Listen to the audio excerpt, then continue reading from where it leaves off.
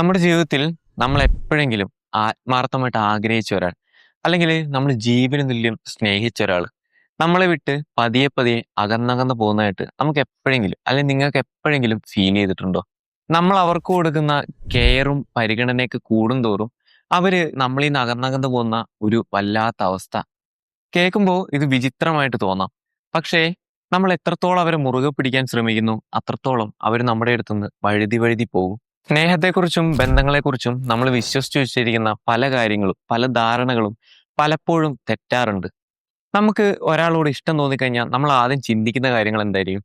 അവർ വിളിക്കുമ്പോൾ ഫസ്റ്റ് റിങ്ങിൽ തന്നെ ഫോൺ എടുക്കണം. അവരൊരു മെസ്സേജ് അയച്ചു കഴിഞ്ഞാൽ അപ്പം തന്നെ റിപ്ലൈ കൊടുക്കണം. ഇങ്ങനെ എല്ലാം അവർക്ക് വേണ്ടിയിട്ട് നമ്മുടെ ആ ഒരു ഇഷ്ടത്തിന് വേണ്ടിയിട്ട് മാറ്റി വെക്കാം എന്ന് നമ്മൾ ചിന്തിക്കും. എന്നാൽ സൈക്കോളജി പറയുന്നത് ഇതിന് നേരെ വിപരീതമായിട്ടുള്ള ഒരു കാര്യമാണ്. ഒരാളെ നമ്മൾ എത്രത്തോളം സ്നേഹിക്കുന്നോ എത്രത്തോളം അവർക്ക് വേണ്ടി കാര്യങ്ങൾ മാറ്റി വെക്കുന്നോ അത്രത്തോളം അവർ നമ്മളിൽ നിന്ന് അകലാൻ തുടങ്ങും. ഇനി അതേസമയം നമ്മൾ നമ്മുടെ ജീവിതത്തിൽ എത്രത്തോളം ശ്രദ്ധ കേന്ദ്രീകരിക്കുന്നു, നമ്മൾ എത്രത്തോളം അവരുടെ പുറകെ നടക്കാതിരിക്കുന്നു എന്നതനുസരിച്ചിട്ട് അവര് നമ്മുടെ പുറകെ വരാൻ തുടങ്ങും, അവരും നമ്മളെ പരിഗണിക്കാൻ തുടങ്ങും.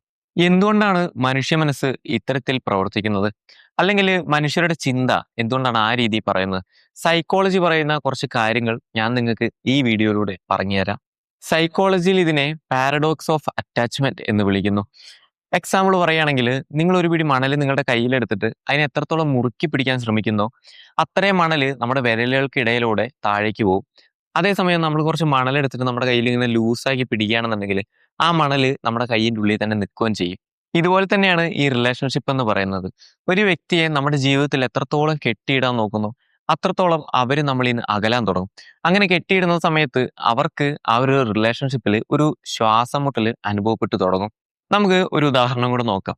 അതായത് സ്വന്തം ജീവിതത്തിലും സ്വന്തം കരിയറിലൊക്കെ ഫോക്കസ് ചെയ്ത് അവരുടെ സുഹൃത്ത് ബന്ധങ്ങളും കാര്യങ്ങളൊക്കെ ആയിട്ട് മുന്നോട്ട് പോകുന്ന ഒരു വ്യക്തി അവര് ഒരു റിലേഷൻഷിപ്പിലാവുന്നു. ഈ റിലേഷൻഷിപ്പിലാവുന്ന തുടക്ക സമയങ്ങളൊക്കെ ഒരു സിനിമ പോലെ അടിപൊളിയായിരിക്കും. എന്താന്ന് വെച്ചാൽ മണിക്കൂറുകൾ നീളുന്ന ഫോൺ കോളുകൾ, ചാറ്റിങ്, വീഡിയോ കോളുകൾ, ഇങ്ങനെയൊക്കെ നോക്കി വളരെ മനോഹരമായിട്ട് ആദ്യത്തെ കുറച്ച് നാളുകൾ നല്ല രീതിയിൽ മുന്നോട്ട് പോകും. എന്നാൽ കുറച്ച് നാൾ കഴിയുമ്പോൾ ഈ വ്യക്തി തൻ്റെ എല്ലാ കാര്യങ്ങളും മാറ്റിവെച്ച് ഈ ഒരു റിലേഷൻഷിപ്പിന് വേണ്ടി തന്നെ നിൽക്കുന്നു. സ്വന്തം ജീവിതത്തിലെ സ്വന്തം കരിയർ നോക്കുന്നില്ല, ബാക്കി സ്വന്തം ജീവിതത്തിൽ ഒരു കാര്യങ്ങളും നോക്കുന്നില്ല. എല്ലാം ഈ വ്യക്തിയിലേക്ക് ഫോക്കസ്ഡ് ആയിരിക്കും. അവർ വിളിച്ചാൽ ഫോൺ എടുക്കണം, അവരുടെ മെസ്സേജിന് റിപ്ലൈ കൊടുക്കണം, ഇങ്ങനെ പറഞ്ഞ് ബാക്കി എല്ലാ കാര്യങ്ങളും ഒഴിവാക്കി സ്വന്തം സുഹൃത്തുക്കളെ പോലെ ഒഴിവാക്കി ഈ ഒരു റിലേഷൻഷിപ്പിന് വേണ്ടി മാത്രം ഇവർ ജീവിക്കുന്നു. ആദ്യമൊക്കെ നിങ്ങളുടെ പാർട്ട്ണറിന് ഇതൊരു വലിയ സംഭവമായിട്ട് തോന്നും. ഇവൻ എന്നെ എന്തോരം കെയർ ചെയ്യുന്നു, അല്ലെങ്കിൽ ഇവൾ എന്നെ ഏത് രീതിയിൽ നല്ലപോലെ കെയർ ചെയ്യുന്നു എന്നൊക്കെ അവർക്ക് തോന്നാം. എന്നാൽ കുറച്ചു കാലം കഴിയുമ്പോൾ ഇവര് മനസ്സിൽ ചിന്തിക്കും, ഇവന് വേറൊരു പണിയുമില്ലേ, ഇവൻ എപ്പോഴും എൻ്റെ കാര്യം മാത്രം നോക്കി ജീവിക്കുന്നു. ഈ ഒരു കാര്യം പറയട്ടെ, നമ്മുടെ മാർക്കറ്റിൽ എപ്പോഴും അവൈലബിൾ ആയിരിക്കുന്ന ഒരു പ്രൊഡക്റ്റിന് ഒരിക്കലും ഒരു വിലയുണ്ടാവില്ല. ഇതുപോലെ തന്നെയാണ് നമ്മുടെ റിലേഷൻഷിപ്പിലും. നമ്മൾ എത്രത്തോളം അവൈലബിൾ ആയിരിക്കുന്നു അത്രത്തോളം നമ്മുടെ ഓപ്പോസിറ്റ് നിൽക്കുന്ന ആൾക്ക് നമ്മളോടുള്ള വിലയും കുറയും എന്നുള്ളതാണ്. ഇവിടെ ആ പാർട്ട്ണർ അല്ലെങ്കിൽ നിങ്ങൾ മോശമായതുകൊണ്ടല്ല, മറിച്ച് ആ വ്യക്തി ഇംപ്രസ് ചെയ്യാൻ വേണ്ടിയിട്ട് നിങ്ങൾ നിങ്ങളുടെ അസ്തിത്വം വരെ മറന്ന് നിൽക്കുന്നു എന്നുള്ളതാണ്. നമ്മൾ എന്തുകൊണ്ടാണ് ഒരാളുടെ പുറകെ ഇങ്ങനെ ഓടുന്നത് എന്ന് ചിന്തിക്കുന്നുണ്ടോ? ഇതിന്റെ കാരണം എന്താണെന്ന് വെച്ച് കഴിഞ്ഞാൽ നമ്മുടെ ഉള്ളിലുള്ള ഒരു ഭയമാണ്. ഞാനിങ്ങനെ പുറകെ നടന്നില്ലെങ്കിൽ, ഞാൻ എല്ലാ കാര്യങ്ങളും നോക്കി ചെയ്തില്ലെങ്കിൽ, ഞാൻ അവരെ കറക്റ്റായിട്ട് നിയന്ത്രിച്ചില്ലെങ്കിൽ അവർ നമ്മുടെ കൈവിട്ടു പോകുമോ എന്നുള്ളൊരു ഭയം. ഈ ഒരു ഭയം കാരണം നമ്മൾ എപ്പോഴും ഒരു പെർഫെക്റ്റ് പാർട്ട്ണറായിട്ട് നിൽക്കാൻ വേണ്ടി ശ്രമിക്കും. അവർ പറയുന്നതിന് തിരിച്ചൊരു ചോദ്യം പോലും ചോദിക്കുന്നില്ല. എല്ലാം അവർ പറയുന്ന എല്ലാം ആക്സെപ്റ്റ് ചെയ്യുന്നു, അവർക്ക് വേണ്ടി എല്ലാ കാര്യങ്ങളും ചെയ്യുന്നു, ഇങ്ങനെ നിൽക്കും. സ്വന്തം താല്പര്യങ്ങൾ ബലി നൽകി അവരെ നിങ്ങൾ സ്നേഹിക്കാൻ തുടങ്ങും. പക്ഷേ നിങ്ങൾ ഇങ്ങനെ ചെയ്യുന്ന സമയത്ത് നിങ്ങളുടെ ഓപ്പോസിറ്റുള്ള ആൾക്ക് ഒരു തോന്നൽ വരും. അതായത് അവൻ എൻ്റെ ജീവിതത്തിൽ ഇല്ലെങ്കിൽ എനിക്കിതിന് പറ്റാണ്ടാവും, എനിക്ക് അവളില്ലാണ്ട് ജീവിക്കാൻ പറ്റില്ല, അല്ലെങ്കിൽ അവനില്ലാതെ ജീവിക്കാൻ പറ്റില്ല, ഞാൻ ഇല്ലാണ്ടായി കഴിഞ്ഞാൽ അവന് ജീവിക്കാൻ പറ്റില്ല, ഇങ്ങനെയുള്ള തോന്നൽ ചിലപ്പോൾ പാർട്ട്ണറിൻ്റെ ഉള്ളിൽ വരും. ഇങ്ങനെ ഉണ്ടാകുന്ന സമയത്ത് ഞാൻ കാരണം അവൻ്റെ ലൈഫ് കൂടെ അവരുടെ അല്ലെങ്കിൽ അവളുടെ ലൈഫ് കൂടെ സ്പോയിലായി പോകുമോ എന്നുള്ളൊരു ഭയം അവരുടെ ഉള്ളിലുണ്ടാവും. ഈ ഭയം നിങ്ങളുടെ റിലേഷൻഷിപ്പിനെ അകറ്റാൻ വേണ്ടി മാത്രമേ ഉപകാരപ്പെടുള്ളൂ. മറ്റൊരു പ്രധാന കാരണം, നമ്മൾ കുട്ടിക്കാലം മുതൽ സിനിമയിലും അല്ലെങ്കിൽ പലതരം കഥകളിലും കേട്ടു വളർന്ന ഒരു സത്യമുണ്ട്. അതായത്, നിന്നെ പൂർണ്ണനാക്കാൻ ഈ ലോകത്ത് ആരോ ജനിച്ചിട്ടുണ്ട്, അല്ലെങ്കിൽ നിന്റെ പകുതിയാണ് നിന്റെ പാർട്ണർ, അതായത് ബെറ്റർ ഹാഫ് എന്നൊക്കെ പറയുന്നത് പോലെ. ഈ ഒരു ചിന്താഗതി സത്യം പറഞ്ഞാൽ വലിയൊരു കെണിയാണ്. ഒരാൾ വന്നെങ്കിലേ അല്ലെങ്കിൽ ആ ഒരാൾ ഉണ്ടെങ്കിൽ മാത്രമേ എൻ്റെ ജീവിതം പൂർണ്ണമാകൂ എന്ന് നമ്മൾ ചിന്തിക്കുന്ന സമയത്ത് നമ്മൾ നമ്മുടെ ജീവിതത്തെ ഒരു ഹാഫായിട്ട് മാത്രമാണ് കാണുന്നത്. ഈ ഒരു ചിന്ത നമ്മുടെ റിലേഷൻഷിപ്പിൽ അമിതമായ പ്രതീക്ഷകളും സമ്മർദ്ദങ്ങളും ഉണ്ടാക്കുന്നു എന്നതാണ് സത്യമായിട്ടുള്ള ഒരവസ്ഥ. മറ്റൊരു വ്യക്തി വന്ന് നമ്മുടെ ജീവിതത്തിലെ കുറവുകളെല്ലാം നികത്തും എന്ന് ചിന്തിക്കുന്നത് സത്യം പറഞ്ഞ ഒരു ഫാന്റസി മാത്രമാണ്. ഇങ്ങനെ ചിന്തിക്കുന്ന സമയത്ത് നമ്മൾ സ്വന്തമായിട്ട് നമ്മുടെ കഴിവുകൾ നികത്താനോ, നമ്മുടെ പ്രശ്നങ്ങളെ പരിഹരിക്കാനോ നമ്മൾ നോക്കുന്നില്ല. ഒരു സിനിമാറ്റിക് അല്ലെങ്കിൽ ഫാന്റസി രൂപത്തില് എല്ലാം അവര് വന്ന് നമുക്ക് ക്ലിയർ ചെയ്ത് തരും എന്നുള്ളൊരു ചിന്താഗതി നമ്മുടെ ബ്രെയിൻ അവിടെ സൃഷ്ടിക്കുകയാണ് ചെയ്യുന്നത്. അവൻ അല്ലെങ്കിൽ അവൾ എന്നെ ഇങ്ങനെ നോക്കണം, ഈ രീതിയിൽ അവരെന്നോട് സംസാരിക്കണം, ഈ ഇതുപോലെ അവരെന്നോട് കെയർ ചെയ്യണം എന്നൊക്കെയുള്ള പലതരം ചിന്താഗതികളും നമ്മള് നമ്മുടെ പാർട്ട്ണറിന്റെ മേലെ അടിച്ചേൽപ്പിക്കാനായിട്ട് ശ്രമിക്കും. ഇത് നിങ്ങളുടെ റിലേഷൻഷിപ്പില് വലിയൊരു വിള്ളലാണ് ഉണ്ടാക്കാൻ പോകുന്നത്. ഇനി നമുക്ക് ഇതിന്റെ ഒരു മറുപുറം നോക്കാം. ഈ ലോകത്ത് ചില ആൾക്കാരുണ്ട്. അവർക്ക് ആളുകളെ പെട്ടെന്ന് ആകർഷിക്കാൻ കഴിയും. അങ്ങനെയുള്ള ആളുകളെ ശ്രദ്ധിച്ചു കഴിഞ്ഞാൽ നമുക്ക് പ്രധാനമായിട്ടും 3 കാര്യങ്ങൾ കാണാൻ പറ്റും.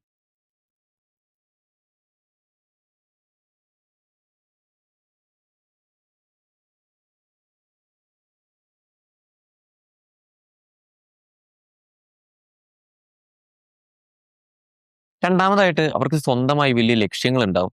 അവരുടെ ബിസിനസ്സോ, കരിയറോ ഒക്കെ വളർത്താൻ വേണ്ടിയിട്ട് അവര് സ്വന്തമായി ശ്രമിച്ചുകൊണ്ടിരിക്കും. അവര് ഒരു പാർട്ട്ണർ വരട്ടെ അല്ലെങ്കിൽ വേറൊരാൾ വന്ന് എന്റെ ഇല്ലായ്മകളെ നികത്തും എന്ന് ചിന്തിക്കുന്നില്ല. അവര് സ്വന്തമായിട്ട് ഇതിനൊക്കെ വേണ്ടി പ്രയത്നിക്കും. വേറൊരാളെ അവര് ആശ്രയിക്കുന്നില്ല.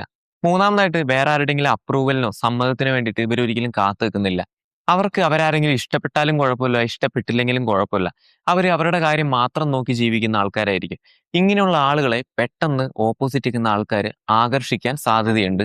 ചുരുക്കത്തില് നിങ്ങൾ ഒരാളുടെ പുറകെ ഓടുന്നത് ഒഴിവാക്കിയിട്ട് നിങ്ങൾ നിങ്ങളുടെ കാര്യം നോക്കി, നിങ്ങളുടെ കരിയറും നിങ്ങളുടെ ലക്ഷ്യം നോക്കി നടക്കുന്ന സമയത്ത് ആളുകള് നിങ്ങളെ അട്രാക്റ്റ് ചെയ്യും. ആളുകള് നിങ്ങളെ ശ്രദ്ധിക്കാൻ തുടങ്ങും. സ്വന്തം ജീവിതത്തിൽ ഫോക്കസ് ചെയ്യുന്ന സമയത്താണ് നിങ്ങള് നല്ല ശക്തരാകുന്നതും.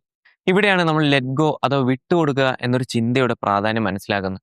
ഞാൻ പറയുന്നത് നിങ്ങൾ സ്നേഹിക്കുന്ന ആളെ വേറൊരാൾക്ക് വിട്ടുകൊടുക്കുക, അല്ലെങ്കിൽ ആ റിലേഷൻഷിപ്പ് വെറുക്കുക, വേണ്ടാന്ന് വെക്കുക എന്നുള്ളതല്ല. മറിച്ച് നമ്മളെ പൂർണ്ണനാക്കാൻ വേണ്ടിയിട്ട് ഒരാൾ വരും എന്ന് ചിന്തിച്ചിരിക്കുന്നത് മാറ്റുക.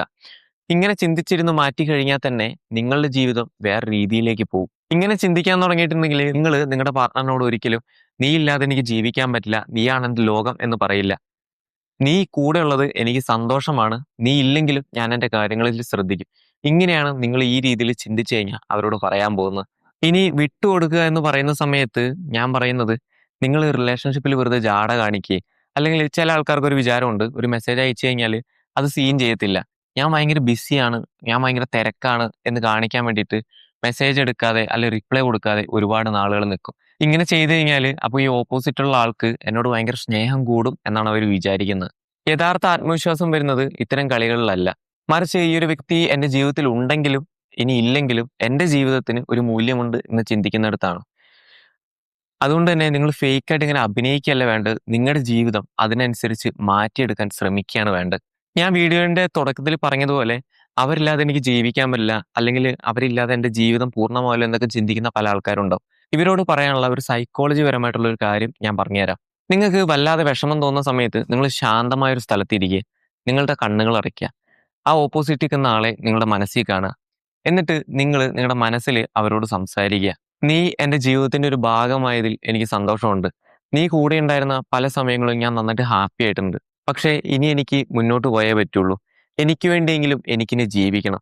അതുകൊണ്ട് തന്നെ നിന്നെ ഞാൻ എൻ്റെ മനസ്സിൽ നിന്ന് റിലീസ് ചെയ്യുന്നു. ഇത് പതുക്കെ നിങ്ങളുടെ മനസ്സിൽ ഒന്ന് ആവർത്തിച്ച് പറഞ്ഞു നോക്കൂ. അപ്പോ തുടക്കത്തിൽ ചെയ്യുന്ന സമയത്ത് നിങ്ങൾക്ക് വല്ലാത്തൊരു സങ്കടമൊക്കെ വരും. ഇത് സ്വാഭാവികമാണ്. പക്ഷേ പയ്യെ പയ്യെ നിങ്ങള് അവരിൽ അഡിക്റ്റ് ആയത് പയ്യെ പയ്യെ കുറഞ്ഞു വരാൻ തുടങ്ങുമെന്ന് നിങ്ങൾക്ക് തന്നെ ഫീൽ ചെയ്യും. നിങ്ങളുടെ മനസ്സിനെ ശാന്തമാക്കാൻ വേണ്ടിയിട്ട് ഇതിലും നല്ല വഴി വേറെയില്ല. അവസാനമായിട്ടൊരു കാര്യം പറയാം. നിങ്ങളുടെ ജീവിതത്തിലെ പരാജയങ്ങളും ശൂന്യതകളും ഫിക്സ് ചെയ്യാൻ വേണ്ടിയിട്ട് ഒരാൾ വരും എന്ന് പറയുന്നതല്ല റിലേഷൻഷിപ്പ്. നിങ്ങളുടെ സന്തോഷങ്ങളും സങ്കടങ്ങളും ഷെയർ ചെയ്യാൻ പറ്റുന്ന ഒരാൾ ഉണ്ടാവുക എന്ന് പറയുന്നതാണ് ഒരു റിലേഷൻഷിപ്പ് എന്ന് പറയുന്നത്. അതുകൊണ്ട് തന്നെ നിങ്ങൾ ആൾക്കാരുടെ പുറകെ ഓടുന്നത് നിർത്തുക.